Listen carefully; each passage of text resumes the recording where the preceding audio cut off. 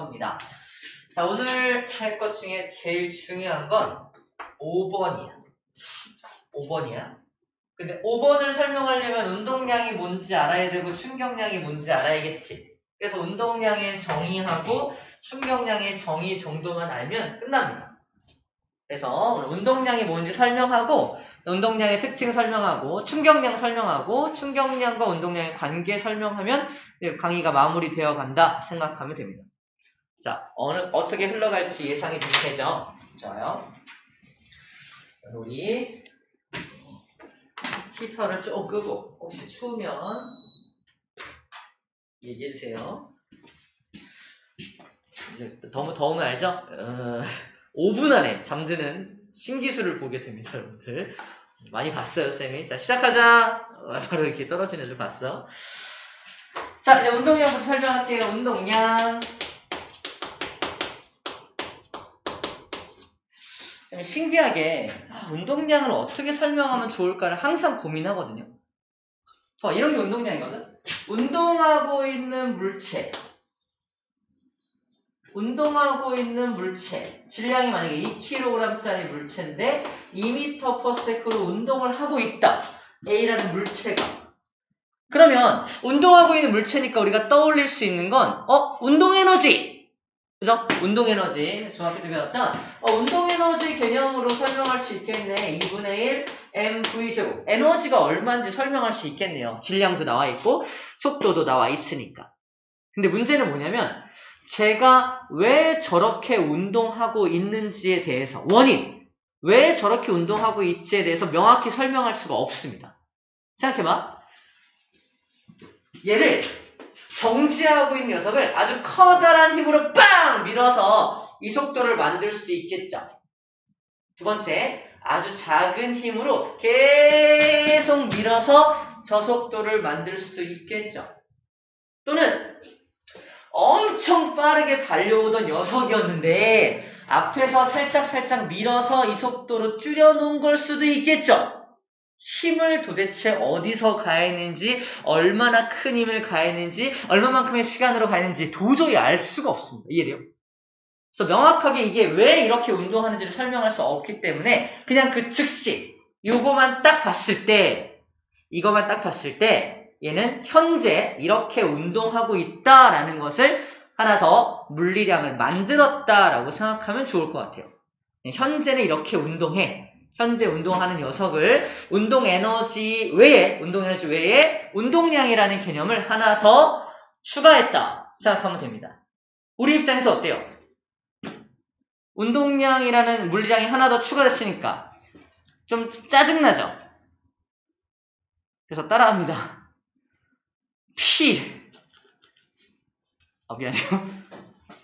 왜 실망했을 때 그러잖아요. 그죠? 그래서 운동량은 P입니다. 그죠? 운동량. 저것 때문에 우리가 P 보는 거야. 그죠? 맞잖아요. 왜 하나 추가해가지고, 그죠? 운동량이 P라고 표현을 하고요. 미리 설명하겠지만 운동량의 공식이 M 곱하기 V입니다. 그래서 MV는 P인 거야. 그죠? 쌤은 항상 MVP 라고 외우죠. MV는 P라고 할 겁니다. 단위는 뭐가 되냐면 질량의 단위가 kg이고요. 속도의 단위가 m/s니까 단위는 뭘 쓰게 된다? kg, m/s가 운동량의 단위가 됩니다. 다시 말해서 이 물체가 2kg짜리가 아니라 4kg짜리라면 훨씬 더 에너지가 많죠. 운동량이 많다라고 표현할 수 있고요. 같은 질량인데 속도가 빠르면 훨씬 더 에너지가 많죠. 그래서 운동량이 크다라고 할 수 있습니다. 즉, 운동량은 질량에도 비례하고 운동량은 속도에도 비례하기 때문에 이딴 공식이 나온다라고 생각하면 되겠습니다.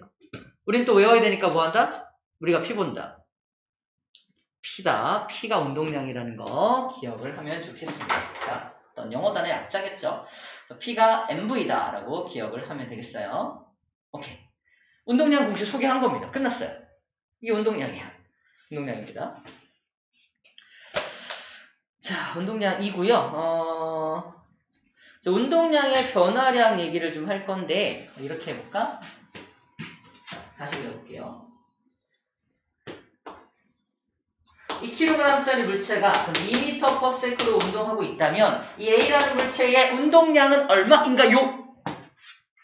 4죠. M 곱하기 V니까 그때 어떻게 표현하냐면 잘 봐. 운동량 P. 누구의 운동량?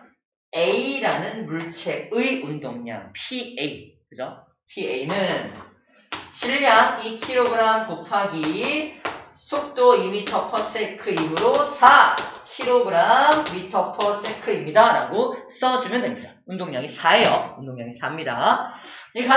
가다가 어떤 나무에 꽝 부딪혀가지고 얘가 멈췄어.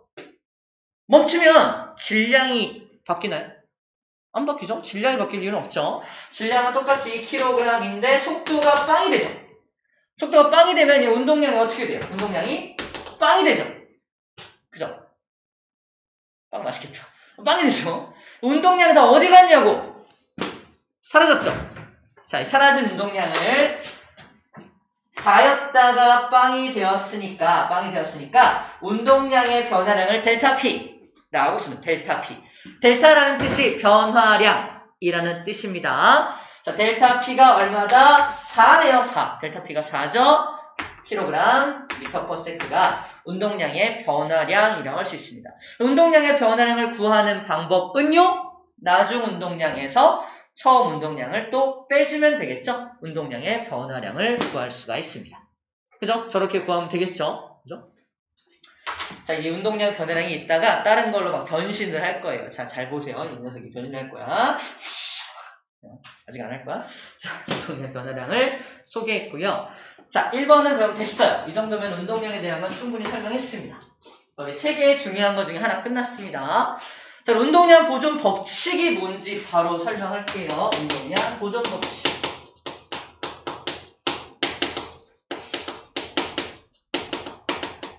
야! 법칙이라고 써있죠. 법칙이 뭔지 알아? 예외가 없이 모두 들어맞는 것을 법칙이라고 해요. 여러분들 알고 있는 법칙이 있습니다. 질량 보존의 법칙, 일정 성분비의 법칙, 그죠?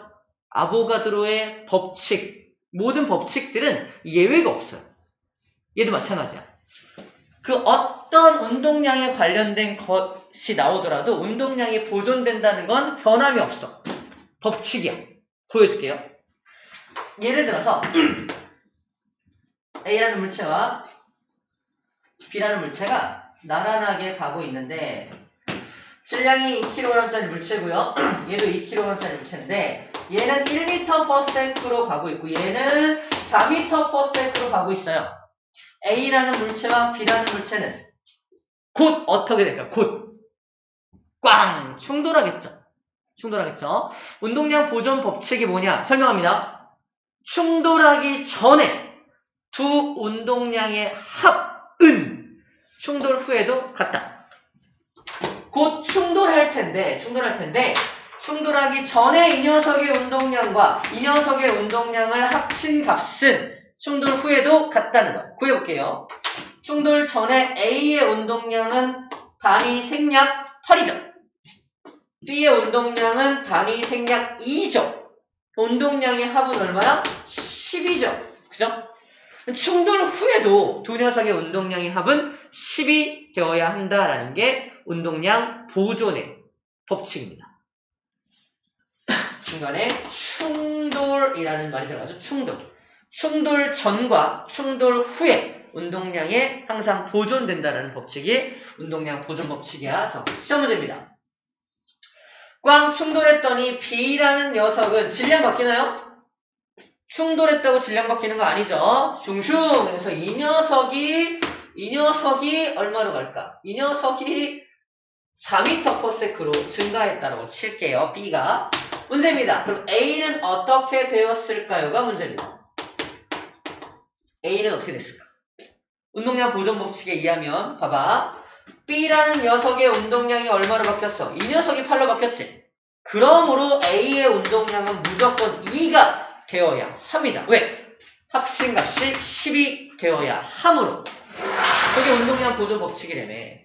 그럼 얘의 운동량을 2로 맞추려면 속도가 얼마여야 돼? 얘가 1m/s로 바뀌어야 하는 겁니다.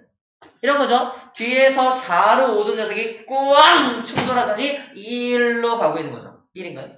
1로 가고 있는 거야. 꽝 충돌하고 속도가 느려진 거죠. 자, 이 녀석의 속도를 찾는 거, 또는 얘를 주고 얘의 속도를 찾아라 할 수도 있겠죠. 자, 그런 식으로 할 때 운동량 보존 법칙이 이용된다. 이건 법칙이기 때문에, 잘 들어. 법칙이기 때문에 모든 충돌에서 성립한다. 모든 충돌에서 성립한다. 그래서 그 다음 판에 충돌의 종류가 나온 거예요.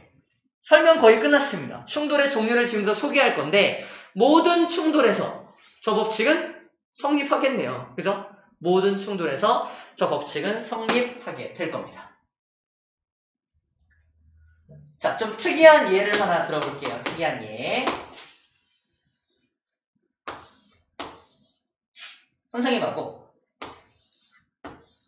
선생님 주니어가 둘이 서가지고 밀 거예요. 빵 밀 거야. 여기는 마찰이 없는 빙판길입니다. 빙판길. A하고 B가 서로 밀 거예요. 지난주에 배웠던 내용이 나옵니다. 가속도는 M분의 F이기 때문에 A가 B를 빵 밀면 B도 A를 같은 크기의 힘으로 밀게 되죠. 작용, 반작용. 그래서 둘 사이에 작용하는 힘은 A가 B를 미는 힘이나 B가 A를 미는 힘의 크기나 둘이 같을 겁니다. 맞죠? 같아요. 어른이 힘이 세다고 해서 더 세게 미는 게 아니란 뜻입니다. 이해돼요? 서로 같은 크기의 힘으로 밀게 됩니다. 즉 F값이 같아져요. 근데 문제, 선생님하고 선생님 주니어 중에 누가 더 빠른 속도로 확 밀려날까요? 주니어입니다. 이유는 뭐다? 얘가 질량이 M이고요. 쌤은 질량이 M이죠. 그죠? 질량이 작은 놈이 가속도가 크잖아. 가속도가 크다는 게 속도가 빨리 증가한다는 뜻이야. 그래서 얘가 훅 밀려납니다. 와! 아빠 너무해! 그래서 얘가 10m/s로 밀렸다 칩시다. 10m/s 밀렸다 칩시다.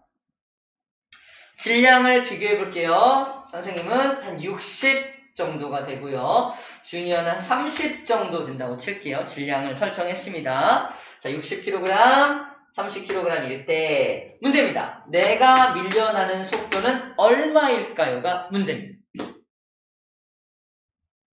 이걸 풀 때도 뭘 이용한다? 두 가지 방법으로 할 수 있어요. 첫 번째가 방금 얘기했던 가속도 법칙으로 풀어낼 수 있고요. 두 번째가 방금 소개했던 저 운동량 보존 법칙으로 풀어낼 수 있습니다. 무슨 말이냐? 서로 밀고 있는 이 상황도 뭐로 보는 거야? 충돌로 보는 거야. 충돌. 빠! 이래. 충돌. 둘이 붙어 있었잖아. 이미 붙어 있었지만 밀어내는 순간 충돌이 일어났다라고 보는 겁니다. 그러므로 1번 말고 2번 먼저 해볼게요.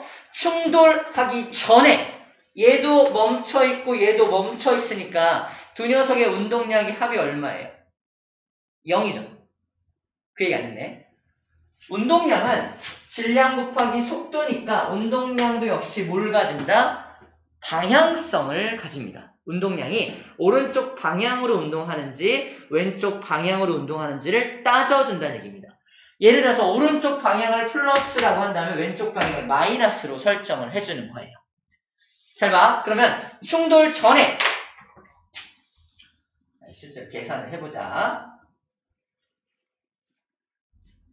자, 충돌하기 전, 자, 요예에서 충돌 전.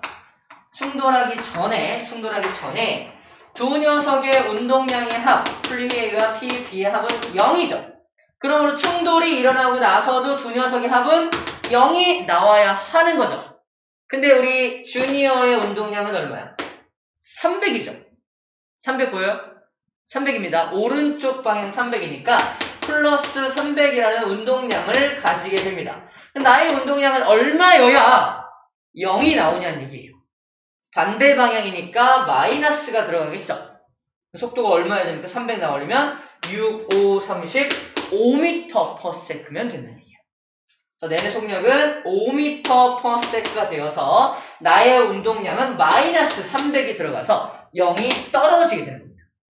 이렇게 나는 그러면 반대 방향으로 5m/s로 밀려나겠네를 찾아낼 수 있다는 얘기예요.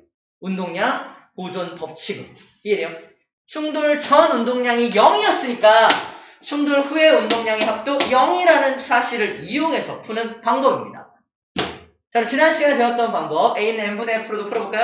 그럼 풀어냈습니다. 자, 아들의 속도가 10이죠. 그러면 10이 나와있으니까 10이 나온 이유가 뭐다? 질량이 30인데 일정한 크기의 힘이 가해지기 때문이었죠. 자, 10은 30분의 F라고 쓸 수 있습니다. 자, 얘는 속도가 얼마인지 몰라. X야. 근데 얘가 60분의 같은 힘으로 밀어내야 되는 거죠. 자, 크기는 같아. 크기는 같은데, 크기 같은데, 이게 10대 X니까 30대 60이니까 얼마 나와야 돼? 여기가. 분모가 2배 늘었으니까 값은 반으로 줄어야 되는 게 맞죠? 그래서 X 값이 5가 나온다라고 말하는 거지. 좀 쉽게 말하면, F 값이 얼마나? F는 300이죠. 그럼 얘도 F가 300 나와야 될 거 아니야? 300이 나와야 하니까 300을 집어넣으면 5가 나온다는 얘기를 하는 겁니다. 이렇게 이 녀석의 속도가 5라는 사실도 알아낼 수 있다는 뜻이에요. 다시 말해서 이 공식으로도 알 수 있고요. 두 번째, 이 운동량 보존 법칙으로도 해낼 수 있다는 뜻입니다. 우리 교재에 43쪽 가운데 나와 있는 그림이 바로 이 그림과 같은 그림이에요. 두 여학생이 서로 밀고 있죠. 웃고 있지만 서로 밀어낸다는 건 시기 질투하고 있다는 뜻입니다. 아닐 수도 있고요. 아무튼 그렇게 되어 있습니다. 그래서 처음 운동량이 0이라는 사실을 꼭 기억해서 나중 운동량도 합쳐서 0이 되어야 한다는 것만 기억하면 되겠습니다. 좋아요. 자, 그러면 충돌을 바로 설명을 할게요. 충돌.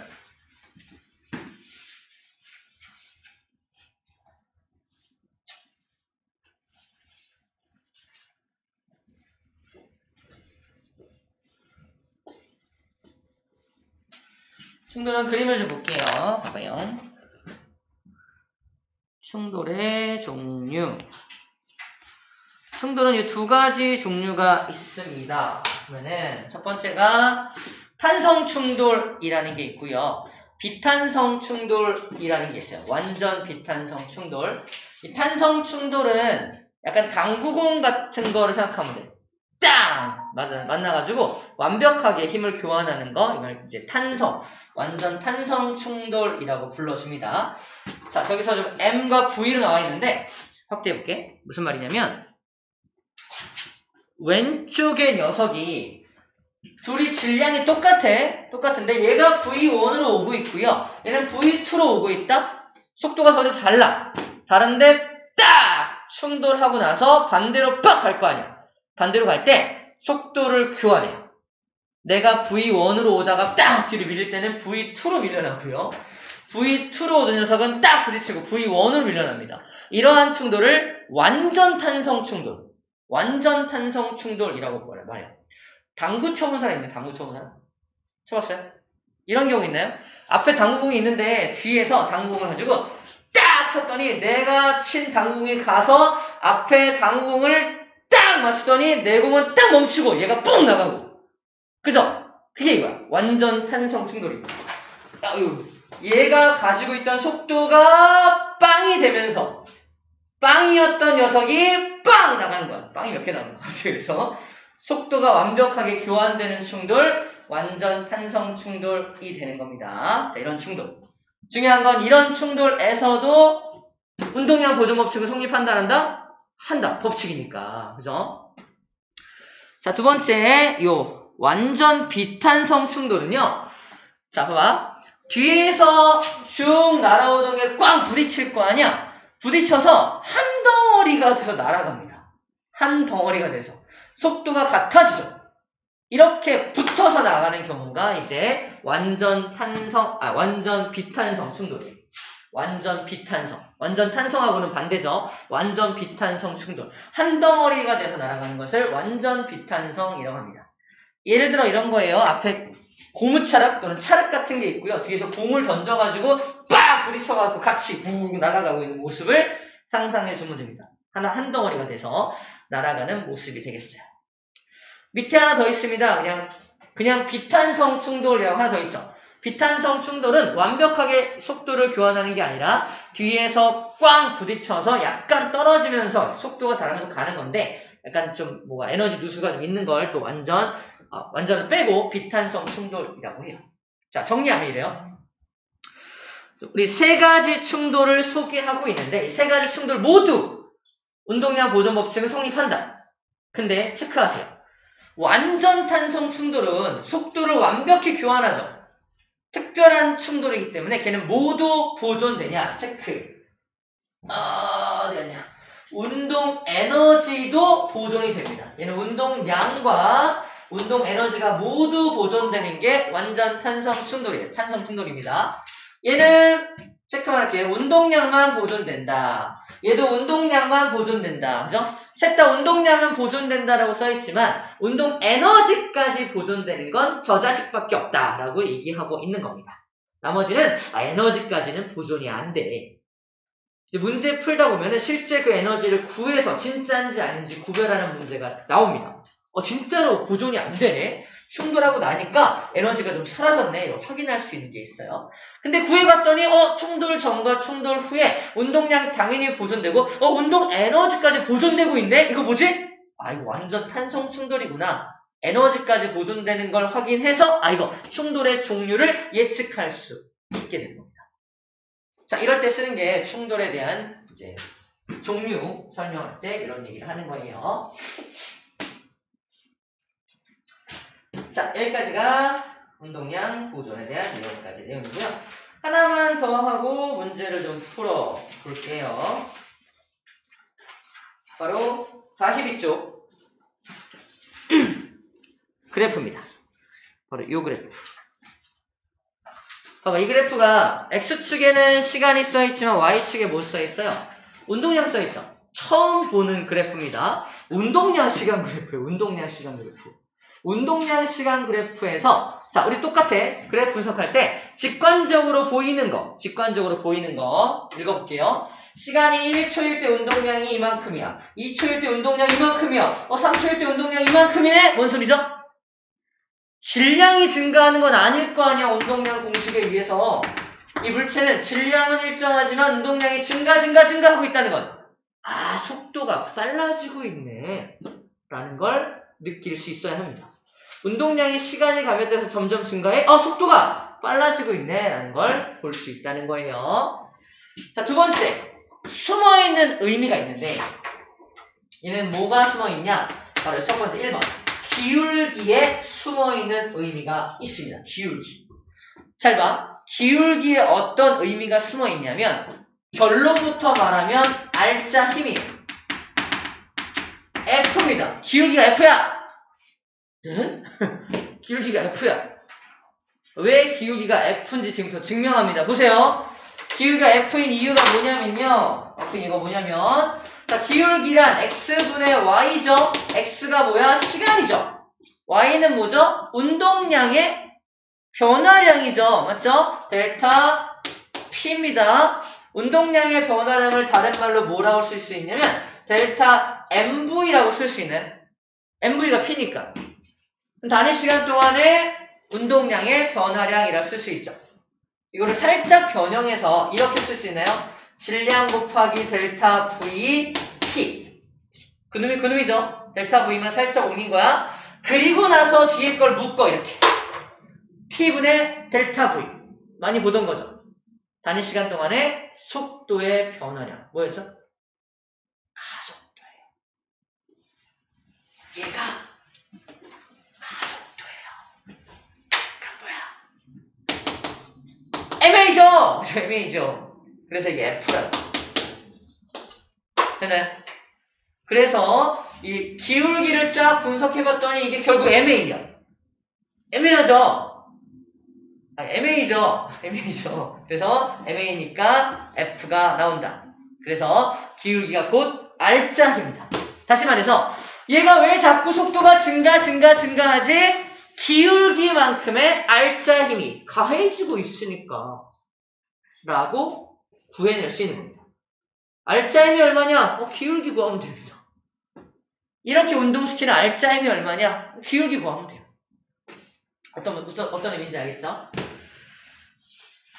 오케이, 시간 끌지 말고 바로 갑시다. 바로 우리 문제 풀어볼게요. 44쪽에 개념하기 문제 풀어보도록 하겠습니다.